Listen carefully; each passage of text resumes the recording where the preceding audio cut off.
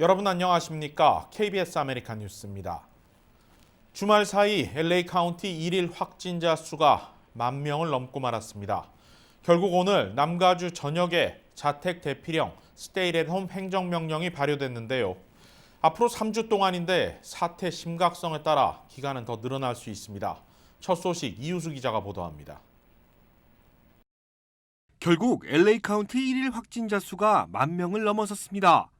캘리포니아 주정부는 어젯밤 자정을 기점으로 자택격리 명령을 발효했습니다. I mean, the vast majority, overwhelming majority of Californians are now in this new stay-at-home order protocol. 3주간 이어질 이번 명령은 지난 3월 발효됐던 자택격리 명령 수준과 비슷합니다. 일반 사무직 등 비필수 업종의 출근을 제한하고 가족 단위를 제외한 모든 모임도 금지됩니다. 미용실과 네일케어 등 퍼스널 케어 서비스의 영업이 전면 중단되며 박물관과 동물원, 극장과 수족관의 운영이 중단됩니다. 지난 3월과 다른 점은 쇼핑몰과 같은 소매업종에 무조건적인 제한을 두지 않는다는 것입니다. 정원의 25% 이하를 입장시킬 경우 쇼핑몰 영업이 유지되며 소매업종의 경우 정원의 20% 미만으로 손님을 받을 수 있습니다. 학교들의 대면 수업도 전면 금지됩니다. 언제 다시 학교에 등교할 수 있을지는 미지수입니다. We are working aggressively to get people back into school. I want to see them back into the classroom, but it must be done safely. 지난 사흘간 LA 카운티 1일 평균 신규 확진자는 8,467명을 기록했습니다. 이는 지난 3월 이후 최대치입니다. KBS 뉴스 이우수입니다. 이번 자택 대피령으로 인해 상당수 업종들의 영업이 제한되며 업주들의 반발이 거세지고 있습니다. 명령을 어겨서라도 영업을 계속하겠다는 건데 특히 각 지역 경찰국들이 대대적인 단속에 나서지 않을 것이라고 밝히면서 이번 행정명령이 얼마나 실효성이 있을지는 미지수입니다. 이채은 기자입니다. 남가주 지역에 내려진 새 행정명령에 대한 지역 업주들의 반발이 거세지고 있습니다. 남가주 지역은 어젯밤부터 지역별 자택 대피령이 발효되며 일부 업종들의 영업이 추가적으로 제한됐습니다. We know that these various restrictions are a hardship for people. It's not what we expected at this time of year, but we know some of them are required to make sure we get through the surge. 하지만 일부 업주들은 행정명령을 어겨서라도 영업을 강행하겠다고 밝혔습니다. 업주들은 팬데믹 여파로 힘든 한 해를 보낼 만큼 연말 특수로 그간의 피해를 보존하려 했지만 행정명령 강화로 더 이상은 버티기 힘들다는 이유입니다.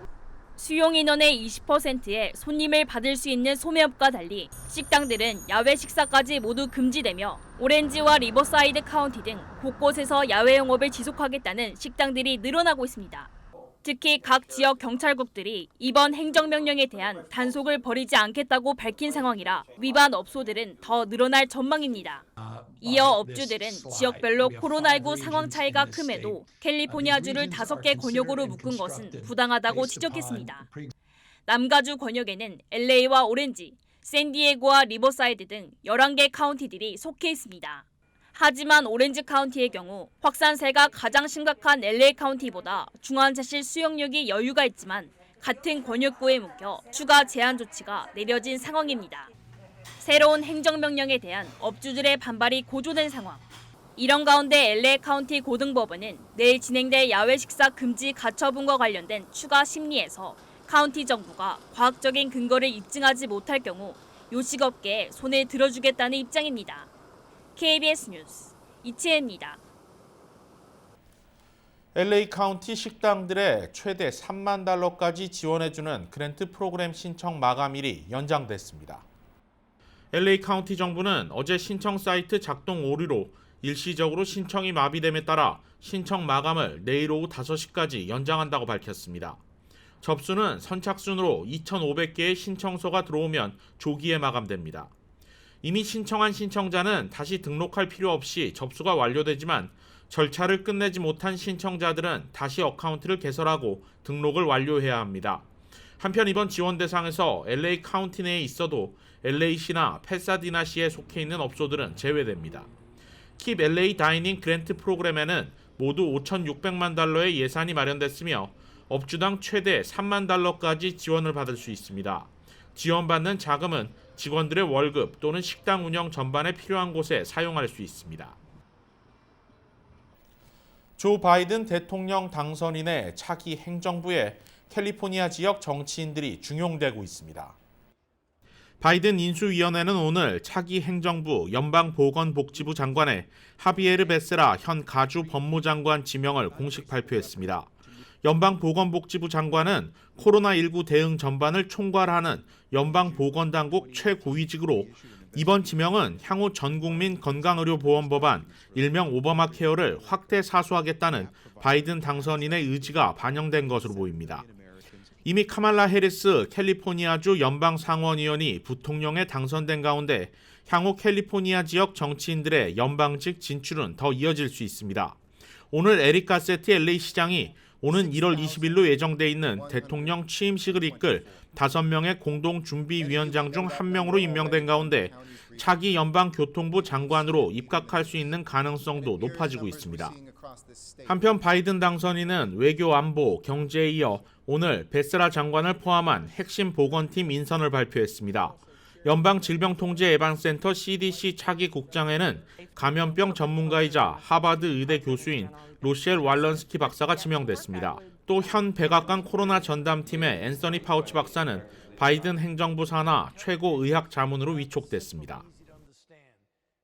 지난 주말 기록적인 코로나19 감염 수치를 보인 뉴저지주도 오늘 오전 6시부터 야외 집회가 이전 150명에서 25명으로 크게 제한됐습니다. 제휴사 뉴욕 KBTV의 보도입니다.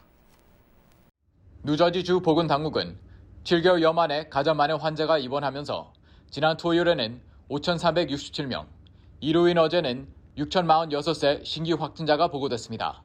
7일 평균 신규 확진자 수는 4,940명으로 팬데믹 본격화 이래 가장 높은 수치를 기록했으며 지난주에 비해 23%, 지난달에 비해 131% 증가한 것입니다.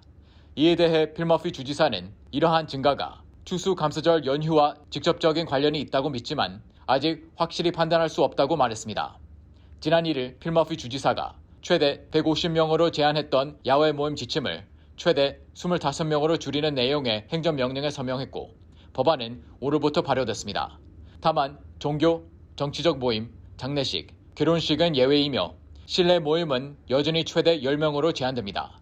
또 성인 및 청년의 실내 스포츠 대회를 일시 전면 금지시켰으며 실내 식사는 수용력 25%에 한해 허용했지만 밤 10시 이후로는 폐쇄시키기로 결정했습니다. 이번 조치는 뉴저지주에서도 전국 대부분과 마찬가지로 환자 수가 기록적으로 급증하고 입원도 증가하는 데 따른 것입니다.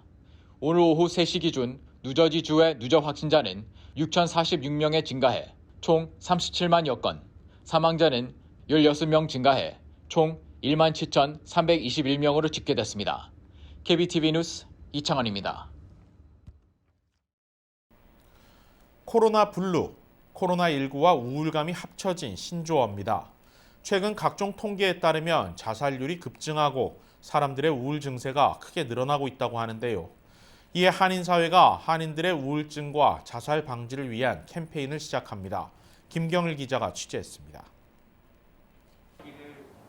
LA 카운티 정신건강국은 한인사회의 우울증과 자살 문제는 심각한 수준으로 평가했습니다. 지난 2018년 약 200여 명의 한인이 스스로 목숨을 끊었습니다.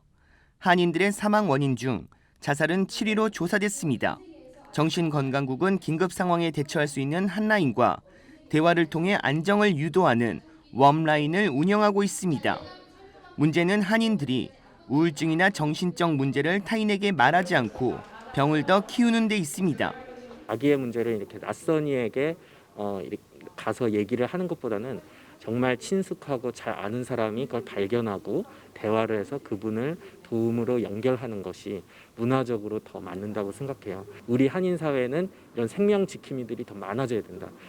한인 비영리 단체 유스타 파운데이션과 데이터 분석 모임 소다비는 코로나 블루 예방 캠페인을 시작합니다. 유스타 파운데이션은 12월 12일 한인 정신건강 지원을 위한 다큐멘터리와 음악을 제작해 발표합니다.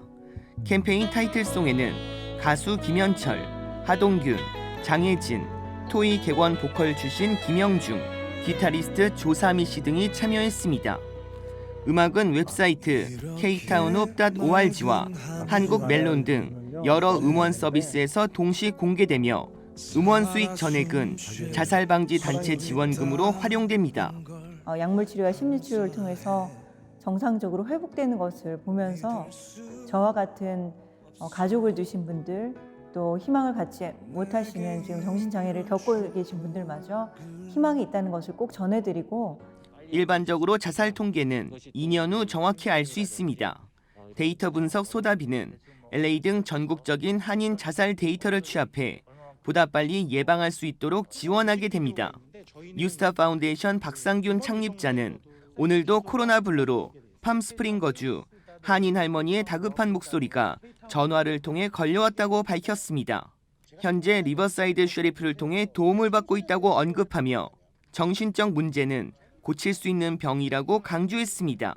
또한 대화 중 이상하다, 말이 통하지 않는다라고 하기보다 살고자 하는 그분들의 목소리에 한인 사회가 더 귀 기울여 줄 것을 당부했습니다. KBS 뉴스 김경일입니다. 오렌지 카운티 실버라도 캐년 지역 본드 산불 진화 작업이 속도를 내고 있습니다. 하지만 수그러들었던 강풍이 다시 예보되면서 새로운 산불주의보도 발령됐습니다. 현재까지 본드 산불로 7,374에이커가 전소됐습니다. 주말 사이 진화의 속도가 붙어 진화율은 현재 60%를 기록하고 있습니다. 산불로 인한 피해 현황도 공개됐습니다. 현재까지 전소된 주택이 30채, 파손 피해를 입은 주택이 21채로 파악됐습니다. 또 진화 작업을 벌이던 소방관 2명도 부상을 당했습니다. 오렌지 카운티 소방국은 어제 모제스카 캐년을 비롯한 주변 지역에 강제 대피령을 해제했지만 산불 경보는 유지하고 있습니다. 다만 오늘부터 다시 일대에 강풍이 예보되면서 새로운 지역에 산불 발생 가능성도 제기되고 있습니다. 남가주 국립기상대는 어제 오후부터 내일 밤까지 새로운 산불주의보를 발령한 상태입니다. 이렇게 산불 위험이 고조되면서 남가주 에디슨사는 16만 2천 가구 이상의 단전 가능성을 예고했습니다. 현재 남가주 에디슨사는 LA 카운티 4만 7천여 가구, 오렌지 카운티 1만 3천여 가구, 리버사이드 카운티 2만 300여 가구, 샌 버나디노 카운티 3만 3천여 가구, 벤츄라 카운티 3만 1천여 가구, 컨 카운티 1만 5천여 가구 등의 단전 가능성이 있다고 경고했습니다. LA 한인타운 등 LA 도심 지역은 남가주 에디슨이 아닌 수도 전력국 관할이라 이번 단전 예고 지역에 포함되지 않았습니다. 단전 우려 지역은 남가주 에디슨사 웹페이지를 통해 자신의 거주 지역을 입력하면 확인할 수 있습니다. 현재 남가주 일대에는 어젯밤부터 강한 바람이 불기 시작해 내일 저녁까지 지속될 것으로 예보된 상태입니다. KBS 아메리칸 뉴스는 시청자들의 의견을 소중히 생각합니다. KBS 아메리칸 뉴스 마칩니다. 고맙습니다.